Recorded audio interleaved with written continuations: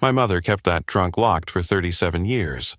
When she died last month, my sisters divided up her $16 million jewelry collection while I stood there watching. Roland gets the trunk, Portia announced with that familiar smirk. Mother specifically said so. They laughed as they walked out with their fortune. But when I finally broke open that worthless old trunk, I found something that made their millions look like pocket change. A stack of letters, all addressed to me, all unopened. The first line of the top letter made my legs give out. Dear Roland, if you're reading this, Beatrice is dead, and it's finally time you learned the truth. You were stolen from us when you were 5 years old. My name is Roland Vance, or, at least, that's what I've believed for 42 years. I teach music at Jefferson Middle School in Connecticut, where kids call me Mr. V, and parents thank me for having patience with their tone-deaf children. It's not the life my mother wanted for me, but then again, nothing I did ever measured up to her expectations. Growing up in the Vance family was like being cast in a play where everyone knew their roles except me. My mother, Beatrice Vance, built a jewelry empire from scratch, or so she told everyone at those endless charity galas. She'd stand there in her designer gowns, dripping in diamonds, telling the story of how she started with one small store and built it into a chain worth millions. My sisters, Portia and Cordelia, were her perfect supporting actresses. Portia, 3 years older than me, became a corporate lawyer who could negotiate a deal that would make sharks weep. Cordelia, 4 years younger, turned into a fashion designer whose jewelry designs were featured in every major magazine. And then there was me, Roland, the son who preferred teaching kids to play hot cross buns on recorders over learning the family business. The one who'd rather spend Saturday mornings at school band practice than at the country club. The disappointment. My father, Gerald, died when I was 15. Heart attack at his desk, calculator in hand, working on tax returns even on a Sunday. He was a quiet man who seemed to shrink a little more each year, as if life with Beatrice was slowly erasing him. After he died, my Uncle Chester stepped in as the family patriarch. Chester Millbrook, my mother's brother, was everything my father wasn't. Loud, commanding, the kind of man who entered a room like he owned it, which he usually did. The trunk had been in my mother's walk-in closet since before I could remember. It sat against the back wall, this old leather thing with brass corners turned green with age. As a kid, I was fascinated by it. What kind of treasure did Mother keep locked away? When I was 8, I asked her about it while she was sorting through her jewelry for a gala. "What's in the trunk, Mother?" She'd turned to me with this cold look that could freeze July. "That's not for you to worry about, Roland. Some things are better left alone." When I was 13, curiosity got the better of me. I waited until everyone was at Portia's debate championship and tried to pick the lock with a bobby pin I'd found. Mother caught me before I could get it open. She didn't yell. She didn't hit me. She just stopped talking to me for an entire month. 30 days of silence at dinner tables, of looking through me like I was glass. That's when I learned that some mysteries weren't worth solving. But now she was dead, lung cancer, though she'd never smoked a day in her life. The funeral was exactly what she would have wanted. Hundreds of people, flowers that cost more than my monthly salary, and a eulogy that painted her as a saint who'd built an empire while raising 3 children alone after her husband's tragic death. The governor himself attended. My sisters sat in the front row, crying perfectly photogenic tears. I sat beside them, feeling nothing but a strange emptiness, like mourning someone I'd never really known. The will reading changed everything. It wasn't just about the trunk, though that was the final insult. It was the way Uncle Chester kept fidgeting, the way the lawyer, Mr. Whitfield, seemed uncomfortable reading my portion, the way my sisters exchanged glances that said they'd known all along what I was getting, or rather, what I wasn't getting. That's how I ended up in Mother's empty bedroom, crowbar in hand, ready to destroy the one thing she'd left me. I thought I'd find old photos maybe, or letters from my father, or even just moldy clothes. I never imagined I'd find proof that my entire life was built on a lie, that the woman I called mother was actually my kidnapper, and that somewhere out there my real family had spent 37 years fighting to get me back. Growing up in the Vance mansion in Greenwich, Connecticut, was like living in a museum where I was the only exhibit that didn't belong. The house had 14 rooms, each one decorated with the kind of taste that whispered old money, even though Mother had earned every penny herself. Persian rugs covered polished hardwood floors. Original oil paintings hung on walls painted in shades of cream and gold. Every piece of furniture had a pedigree, a story, a reason for being there. Everything except me. My earliest memory is from when I was 6 years old, sitting at our massive dining table while Mother coached Portia through her multiplication tables. "Excellence is not optional in this family," Mother said, her perfectly manicured nails tapping the mahogany. 12 times 12, 144, Portia answered without hesitation. "Good." "Roland, what's 8 times 7? I froze. Numbers had always jumbled in my head like scattered marbles. 52? The silence that followed felt like Judgment Day. Mother's lips pressed into that thin line I'd come to dread. "It's 56, Roland." Portia knew that when she was 5. That set the pattern for the next 36 years. Portia excelled in everything academic. She graduated valedictorian, went to Yale Law, and made partner at Morrison & Associates before she turned 35. At family dinners, Mother would make her recount her latest courtroom victories, while the rest of us listened like disciples at the feet of a prophet. Cordelia found her place through art. She could sketch a perfect rose at age 7, and by 12 was designing jewelry pieces that Mother actually sold in her stores. "This one has vision," Mother would tell her friends, ruffling Cordelia's hair with actual affection. "She understands beauty the way I do." But me? I understood music. The problem was, in the Vance family, music was what the help played in the background during parties. It wasn't a career, it wasn't success. It was just noise. I discovered my love for music by accident when I was 10. The school had a mandatory music class, and the moment I touched the piano keys, something clicked. It was like finding a language I'd always known, but never had the chance to speak. My teacher, Mrs. Patterson, told my parents I had natural talent, that with proper lessons I could be exceptional. Music lessons? Mother had laughed, actually laughed, when Father brought it up at dinner. "Gerald, the boy can barely pass basic math. You want to waste money on piano lessons?" Father, quiet as always, had mumbled something about letting me try. Mother agreed to 1 year of lessons, but only if I maintained straight B's in everything else. I did, barely, and that year turned into 2, then 3, until I was good enough to get a music scholarship to a state college Mother deemed embarrassing but unsurprising. The day I told them I wanted to be a music teacher, you would have thought I'd announced plans to join the circus. It was Thanksgiving, my junior year of college. The whole family was there, including Uncle Chester and his wife Patricia, various cousins and business associates Mother always somehow folded into family gatherings. "A teacher?" Mother had repeated, her fork suspended halfway to her mouth. "You're joking." "It's what I love, Mother." "I'm good with kids. I can make a difference." Portia snorted into her wine. "You could make a difference selling $1,000,000 necklaces too, but with better profit margins." Uncle Chester jumped in, his booming voice filling the dining room. "Roland, be realistic. Men in this family run businesses. They don't teach snot-nosed kids to play Mary Had a Little Lamb."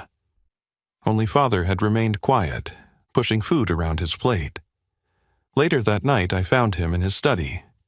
"Follow your heart, son," he'd said, not looking up from his ledgers. God knows I didn't. 6 months later, he was dead. The trunk had always been there, through all of it.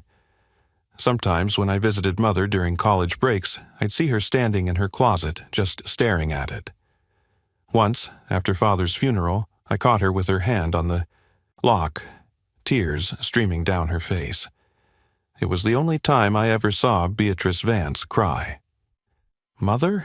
I'd asked from the doorway. She'd spun around, wiping her face quickly, transforming back into the Ice Queen I knew. Privacy, Roland. Learn to respect it. As the years passed, I built my own life teaching music at Jefferson Middle School. It wasn't glamorous, but I loved it. Kids would light up when they finally nailed a difficult piece. Parents would tear up at concerts. I made $60,000 a year and lived in a 2-bedroom apartment 40 minutes from Mother's mansion. To her, I might as well have been living in poverty. At family gatherings, Mother would introduce her children to new people the same way every time. "These are my daughters, Portia and Cordelia," she'd say, listing their achievements like medals of honor. Then, almost as an afterthought, "And this is Roland. He teaches." The reading of Beatrice's will took place 3 days after her funeral in Uncle Chester's office downtown.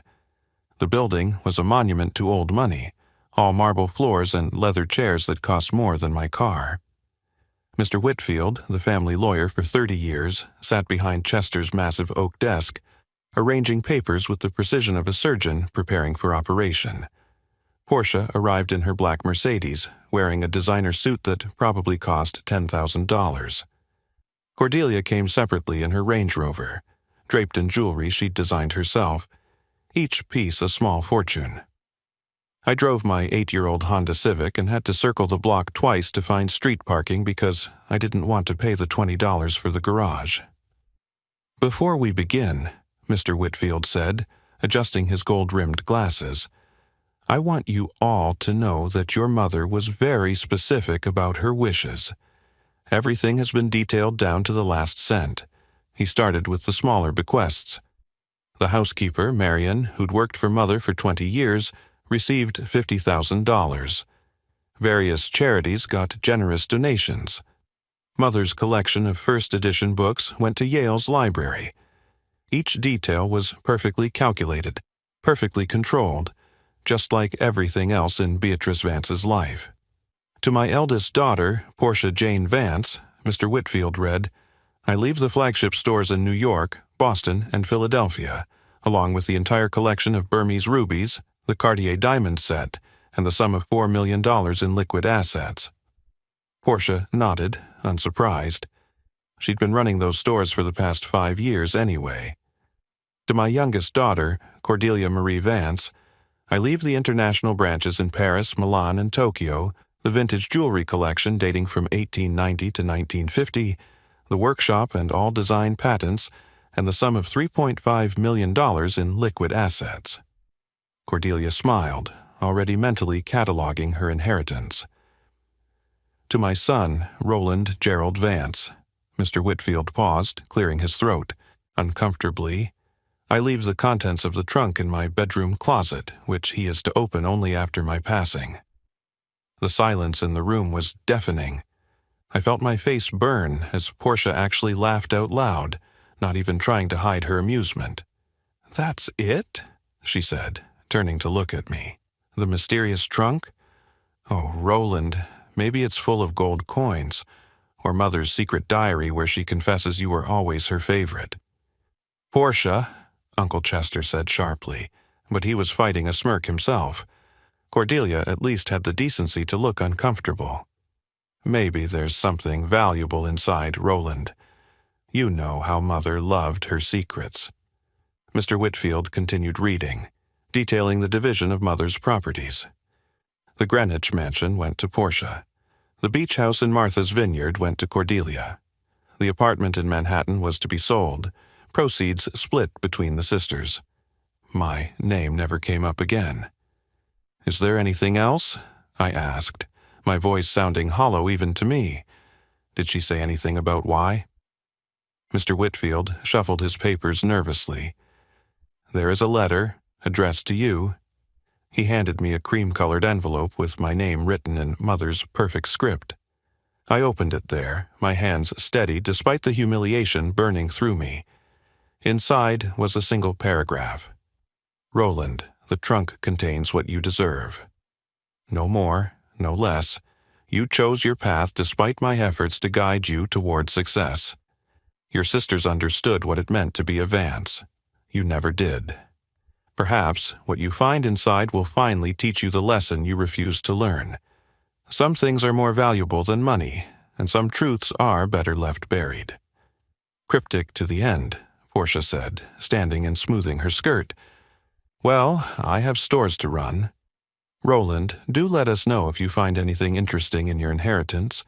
Maybe some moth-eaten clothes or father's old tax returns." After they left, Uncle Chester lingered. He stood by the window, looking out at the city below, his usual commanding presence somehow diminished. "Your mother had her reasons," he said finally. "Did she tell you what was in it?" I asked. He turned to look at me, and for the first time in my life I saw something like guilt in his eyes. "Go open it, Roland, but prepare yourself. Beatrice never did anything without purpose. The drive to Mother's house felt like a funeral procession for my dignity. The estate was already being prepared for Portia to move in. Most of the furniture was covered in sheets, and boxes lined the hallways. The trunk sat exactly where it had always been, looking smaller somehow, less mysterious, more like what it probably was. A final insult from a mother who'd spent my entire life telling me I wasn't good enough. I grabbed a crowbar from the garage, my hands shaking with decades of suppressed rage.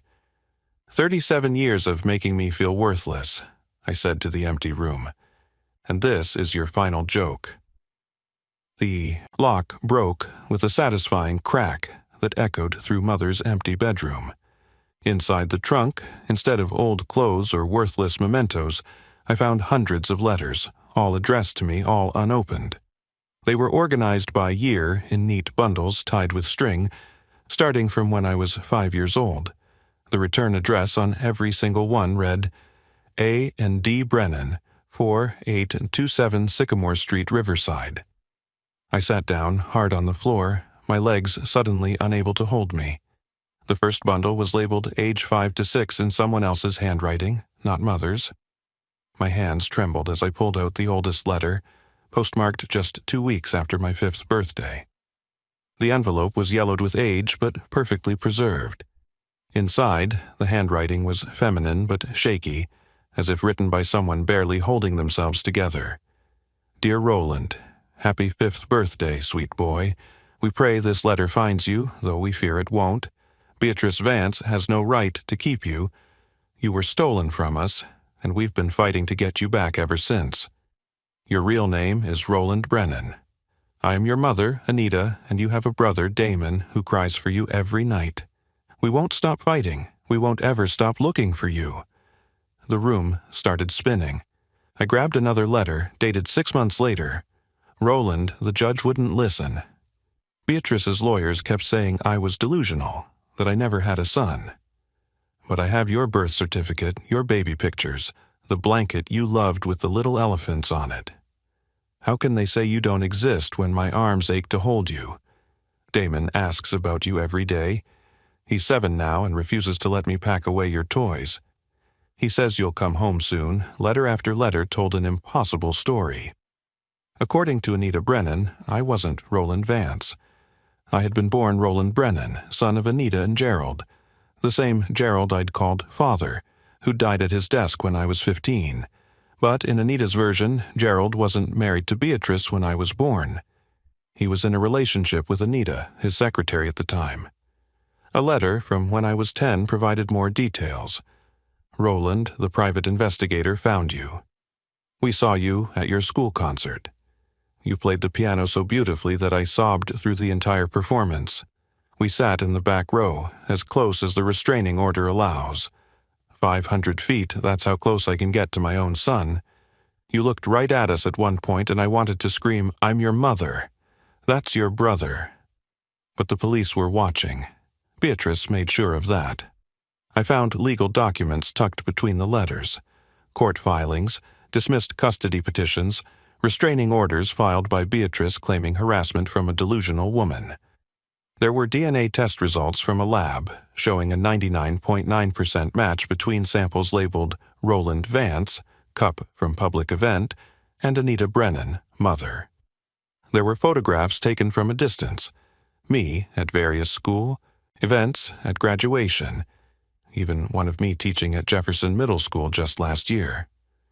A letter from when I was 25 explained how it had happened. The truth is simple and horrible, Roland. Beatrice discovered I was pregnant with Gerald's child. She couldn't have children of her own, you see. The daughters she claims are Gerald's were from affairs she had, but Gerald stayed because he was weak and she had too much power over him. When you were 5, she orchestrated everything. She invited us on a family vacation to Lake Tahoe, pretending she wanted to make peace. She had me drugged at a restaurant, staged a mental breakdown, had me committed temporarily. By the time I was released 3 days later, she had already filed paperwork claiming you were her son, that I was a disturbed employee who'd become obsessed with her family. She had money, connections, judges she could buy. I had nothing but the truth, and in America, truth without money is just noise. The most recent letter was dated just a month ago. Roland, I'm dying. Pancreatic cancer, stage 4. The doctors say I have weeks, maybe days. I won't live to see Beatrice's death, but I know it's coming soon. Her brother Chester called us. His conscience finally broke after all these years. He says you'll get the trunk when she dies. If you're reading this, it means you've found the truth. Your brother Damon never married, never had children. He said he couldn't build a complete family when his was torn apart. We live at the same address, the house we bought when you were 3, the one with the big backyard where we were going to put a swing set. Please, if there's any part of you that wonders about us, come home. Just once, let me see my son as a free man, not through an investigator's camera lens. I stood up, letters scattered around me like evidence at a crime scene. 37 years of stolen letters, stolen life, stolen identity. I looked at the mirror on Mother's vanity and didn't recognize the man staring back. Who was I? Roland Vance, the disappointment? Or Roland Brennan, the stolen son? There was only one way to find out. I grabbed the most recent letter with the address, my car keys, and headed for the door. Riverside was 3 hours away. 3 hours to decide whether to drive toward a truth that would shatter everything I thought I knew, or turn back and pretend I'd never opened that trunk. I got in my car and started driving toward Sycamore Street. The house at 4827 Sycamore Street was nothing like the mansion I'd grown up in. It was a modest 2-story colonial with blue shutters and a garden full of roses that someone had lovingly maintained. A wooden swing hung from the oak tree in the front yard, the kind I'd always wanted as a kid but Mother said was too common for our neighborhood. My hands shook as I rang the doorbell at 9:30 at night. The door opened, and I found myself looking at a man who could have been me in a different life. Same brown eyes, same curved nose, but he was taller, broader, with the build of someone who worked with his hands. His face crumbled the instant he saw me. "Roland?" The word came out as barely a whisper. "I found the letters." Without another word, Damon pulled me into an embrace that felt like coming home after a war. He smelled like sawdust and coffee, and he was crying openly, without shame, the way men in the Vance family were never allowed to cry.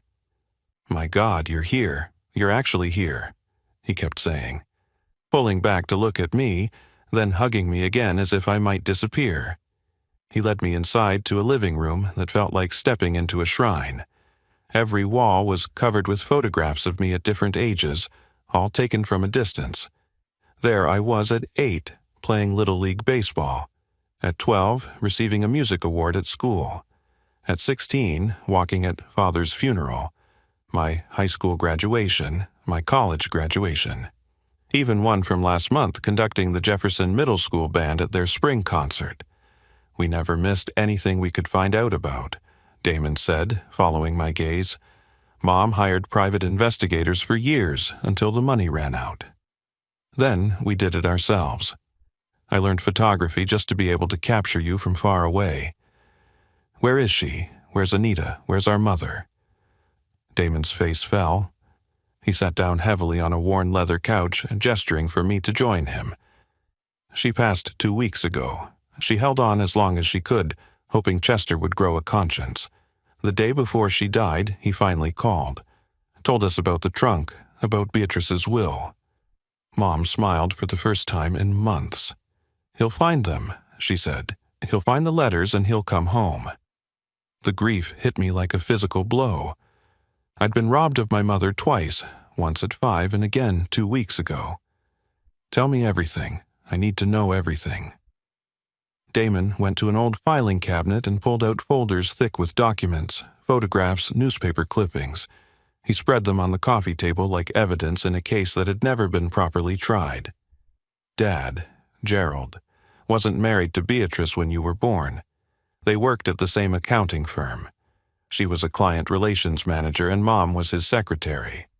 Dad and Mom fell in love. Real love, not the business arrangement he later had with Beatrice. You were born in 1982, and Dad was planning to marry Mom. But Beatrice had been obsessed with Dad, and more importantly with his family money. He showed me a birth certificate. Roland James Brennan, born March 15, 1982, to Anita Brennan and Gerald Vance. Beatrice couldn't have children, though she hid that from everyone. When she found out about you, about us, she made her plan. She befriended Mom, pretended to accept the situation. She even offered to help Dad tell his family about us. That vacation to Lake Tahoe was supposed to be where everyone would meet and accept us as family. Damon pulled out a police report from 1987. Instead, she had Mom drugged at dinner. While Mom was unconscious, Beatrice took you. She had already prepared forged adoption papers, birth certificates claiming you were hers, everything. When Mom woke up in the hospital 3 days later, Beatrice had filed a restraining order, claiming Mom was a delusional former employee who'd become obsessed with her son. "But the DNA tests," I said, holding up one of the documents from the trunk. "We did 5 of them over the years. Every time we tried to use them in court, Beatrice's lawyers would claim contamination, lab error, fraud. She had judges in her pocket. We were nobody. She was Beatrice Vance, building her jewelry empire, friend to senators and governors." Damon showed me more photos, these ones older, me as a baby, a toddler, a small boy I didn't recognize as myself. In every photo, I was with Anita, a warm-faced woman with kind eyes and my exact smile, or with Damon, who even as a 7-year-old looked protective, his arm always around his little brother. The jewelry empire everyone thinks she built from scratch? That was started with Dad's family money, money that should have gone to support you and Mom. Portia and Cordelia aren't even Dad's biological children. Beatrice had affairs throughout their marriage, but Dad stayed. He thought he was staying for you, not knowing you were actually the only real thing in that whole twisted family. How did Chester know all this? He helped her in the beginning. He was the one who vouched for her story, who testified that you'd always been Beatrice's son. But guilt is a funny thing. It eats at you. He started sending us money anonymously about 10 years ago. Never enough to matter, but enough to let us know he hadn't forgotten. When Beatrice got sick, he called us, told us to wait, that the truth would come out. I looked at a photo of Anita holding me as a baby, both of us laughing at something off camera. She died thinking I didn't know. She died without ever hearing me call her Mom. The next morning, Uncle Chester showed up at the house on Sycamore Street. He looked older than his 70 years, wearing guilt like a heavy coat he couldn't take off. Damon opened the door but didn't invite him in, making Chester speak from the doorstep like the stranger he really was. "I know you hate me," Chester began, his usual commanding voice reduced to something broken. "I helped her do it. I thought I was protecting the family name, protecting Gerald from scandal. I vouched for her lies. I testified that you'd always been her son. I watched you grow up knowing the truth, and I said nothing. You watched her treat me like garbage for 37 years, I said, stepping beside Damon. You knew I had a real mother desperately trying to reach me, and you said nothing. I started sending the money, Chester said weakly. Blood money, Damon spat. 500 here, 1,000 there. You think that fixed anything? Our mother died of a broken heart that took 37 years to finally stop beating. Chester pulled out a thick envelope from his coat. This is everything. My sworn affidavit about what really happened, documents I kept, recordings I made of Beatrice admitting to it when she was on morphine near the end. It's enough to destroy her legacy, to prove the truth, maybe even to overturn the will. I took the envelope, feeling its weight. Why now? Because Anita called me a month ago. She was dying, and she didn't beg for herself.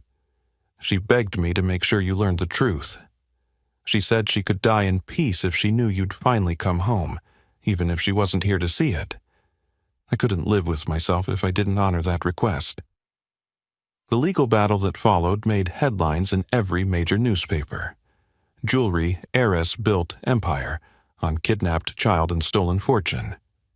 Portia and Cordelia initially tried to fight, hiring the best lawyers money could buy, but when Chester's testimony became public, when the DNA tests were verified, when the forged documents were exposed, their resistance crumbled. The jewelry empire dissolved within 6 months. Every store, every piece, every asset was liquidated. The courts awarded me everything as Gerald's only biological heir and as compensation for 37 years of false imprisonment. $16 million, they said, though no amount could buy back the decades I'd lost. I gave Portia and Cordelia each $1 million. They weren't to blame for Beatrice's crimes, even if they'd benefited from them. They were victims too, in their way, raised by a woman incapable of real love. Portia took the money and moved to London, unable to face the shame. Cordelia stayed, and surprisingly, we've slowly built something resembling a sibling relationship. But the real inheritance wasn't money. It was the box Damon gave me a week after I arrived, filled with things Anita had saved. Every birthday card she'd bought but couldn't send. Recordings of her voice, talking to me, telling me about my first words, my favorite toys, the songs she used to sing.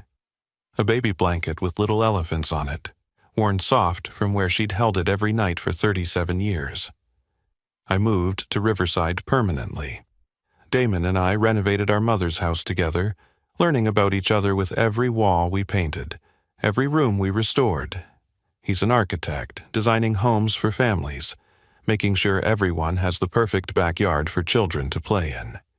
He never married, he told me, because he couldn't imagine building a complete family when ours was broken.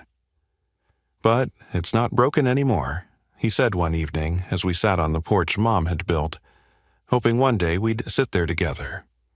I kept teaching, but now at Riverside Elementary. I started a music program for underprivileged kids who might not otherwise get a chance to find their voice. I named it the Anita Brennan Music Foundation. Every concert, I tell the audience it's named after my mother, a woman who never stopped fighting for what she loved. 6 months after the truth came out, I stood between 2 graves. On my left, Beatrice Vance's elaborate marble monument, already beginning to weather as fewer and fewer people came to visit. On my right, Anita Brennan's simple headstone that now read, "Beloved Mother, never stopped fighting, finally won." I placed roses on Anita's grave, the same kind she'd grown in her garden. I'm home, Mom. I'm finally home. Some prisons are made of bars, others are made of lies we're told so often we believe them. I spent 37 years as Roland Vance, the disappointing son who could never measure up. But I was always Roland Brennan, the stolen child who was loved beyond measure, fought for every single day and never forgotten. My real mother gave me something Beatrice never could, proof that I was worth fighting for. The trunk that was meant to be one final cruelty became my salvation.